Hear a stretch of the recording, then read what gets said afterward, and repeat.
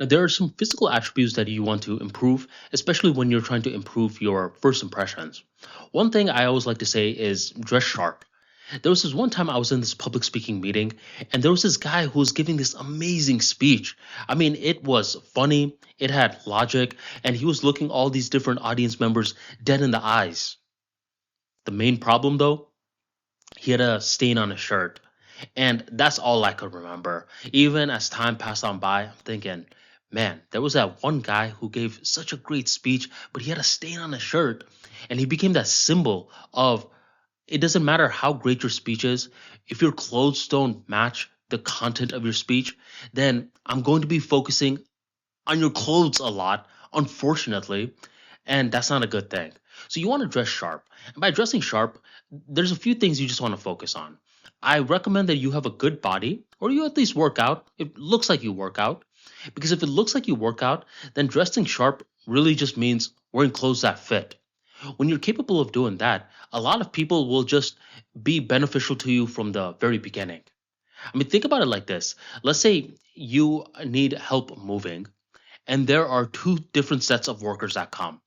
One set of workers, they're skinny, they're huffing and puffing, they're smoking a cigarette. Do they look that competent to you? Do they look like they will move your furniture from one place to another intact? No. Flip that with the movers that are big, muscular, they look strong, their hair is combed. Suddenly, we have a positive interpretation of them. Why? Because of the physical attributes. This is one thing that you don't want to sleep on. A lot of people, they get a little judgmental with this. They start to overthink it. They'll say, well, I don't judge people based off of their looks. Yeah, you do. You're just not aware of it. It often happens on a subconscious lens. We make a lot of decisions with our eyes. So you want to focus on the physical attributes to the best of your ability. You want to dress sharp, and one way to dress sharp is by working out and then wearing clothes that fit. That's you dressing sharp. Now, in addition to that, you want to smile. When someone's talking to you and you're over here looking like, does that look welcoming? No. So you want to practice your smile. You heard that correctly. Practice your smile. Once again, in public speaking clubs, one thing that I learned was that a lot of speakers, they practice their smile. Really? Yes. You don't just have to practice your speech. You could also practice your smile. Go in front of the mirror and look at the mirror. I mean, when you smile, does it feel comfortable? Do you look welcoming? Do you look kind of monstrous? Play around with it. And the more that you play around with it, the more that you will start to figure out what type of smile works for your face. And eventually, it's going to be muscle memory. There's eye contact as well. When someone's talking, you don't want it to be looking like this the entire time. You want to be looking at them to the best of your abilities. If you're someone who struggles with eye contact, one tip that I have is you squint. You just make your eyes a little bit smaller, match it with a smile. You could nod occasionally, and then boom, you look presentable, way better than. Do you see? So physical attributes absolutely do matter, and there are a couple of things that you could focus on. Dress sharp, work on your body, improve your posture, smile, work on your eye contact, and by focusing on these basics, you will improve the physical attributes to you. So it's not just a game of physical attributes, there's also the mental attributes as well. One of the main things you want to do is get their name, but use their name. See, a lot of people will get their name, but never use the name. And you're talking to a pro of doing that for plenty of networking events. I would go to networking event after networking event, and I would get all these names, but I would never use it in the interaction. And since I was not using them in the interaction, I would eventually leave the interaction and I would think, what was their name again? You want to use the following mentality: get their name to use their name. And you're going to use it a couple of times in the interaction. If you have no clue how many times, aim for roughly three. Don't overdo it. I mean, it's a lot like seasoning. If you keep on saying their name, then it comes off creepy. But let's say you're having a 10-minute conversation. Saying their name roughly 2 to 3 times is what I call the sweet spot.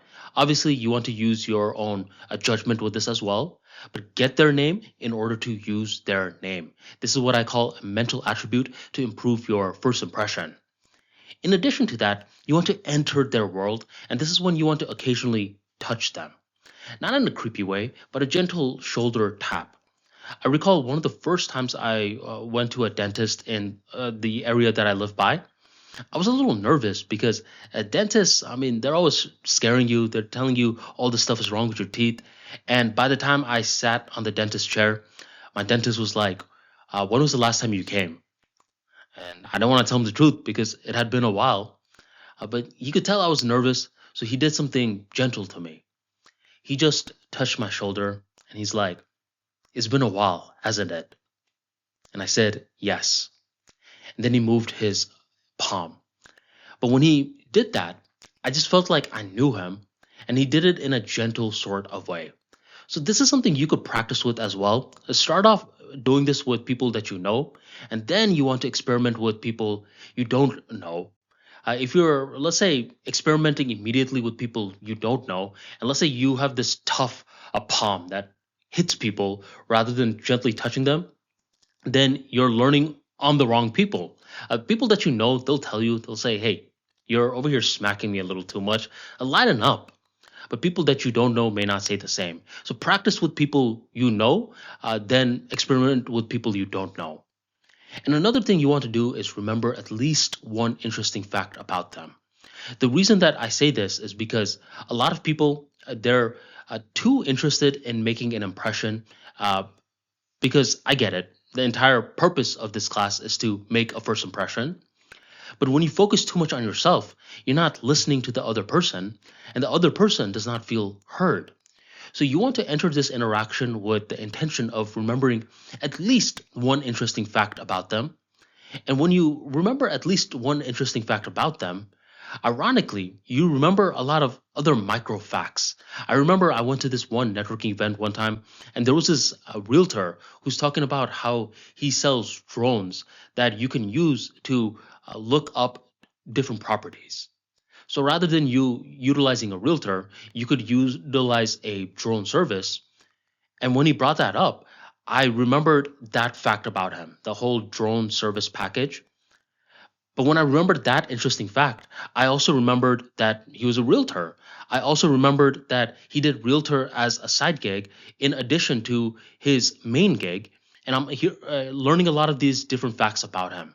So if you make it the main intention to learn at least one fact about them, then you'll learn a lot of these other micro facts along the way, and you will focus on them more than you will focus on you, and this will improve your likability.